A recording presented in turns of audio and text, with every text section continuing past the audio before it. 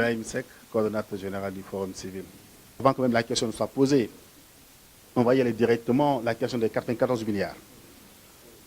Constatez par vous-même, tout récemment, le président de la République, lors de la rentrée des cours et tribunaux, il a affirmé, il a dit que l'élément essentiel en démocratie, c'est que le citoyen doit avoir confiance à sa justice. Et nous disons également que l'élément déterminant en démocratie, en état de droit, réside d'abord dans l'indépendance et la non-instrumentalisation de la justice.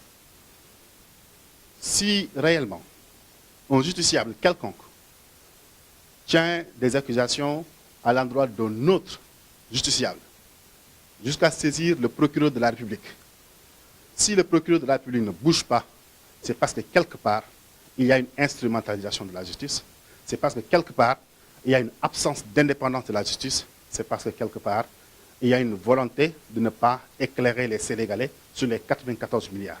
Je ne peux pas comprendre qu'un justiciable puisse désigner le jour un agent de l'État d'avoir détourné, ou bien une présomption de détournement à hauteur de 94 milliards, jusqu'à saisir le procureur de la République. Cette personne ne porte pas l'affaire devant le juge, le procureur ne bouge pas, et aujourd'hui, on veut déplacer le débat entre deux autres justiciables. Je pense qu'il faut qu'on revienne, qu'on se batte pour que le droit soit toujours mis en cause par ceux qui doivent le mettre que le droit soit mis en œuvre par ceux également qui doivent le protéger. On est en face d'une déréglementation du droit. Et là, le Forum civil interpelle directement le procureur de la République.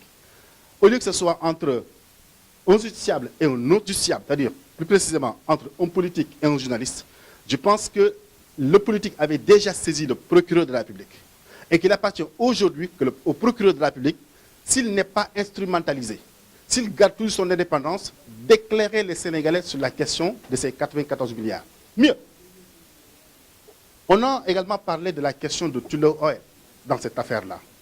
Je rappelle tout simplement, depuis 2013, le Forum civil demande qu'il y ait la déclassification du rapport de l'IGE sur l'attribution des blocs de Kayar et de Saint-Louis.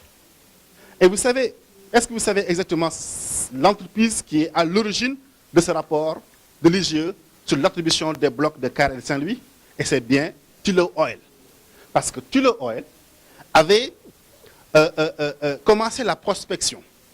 Et Petrosen, les agents de Petrosen, les responsables de Petrosen, avaient demandé à Tullow Oil 1,1 million de dollars.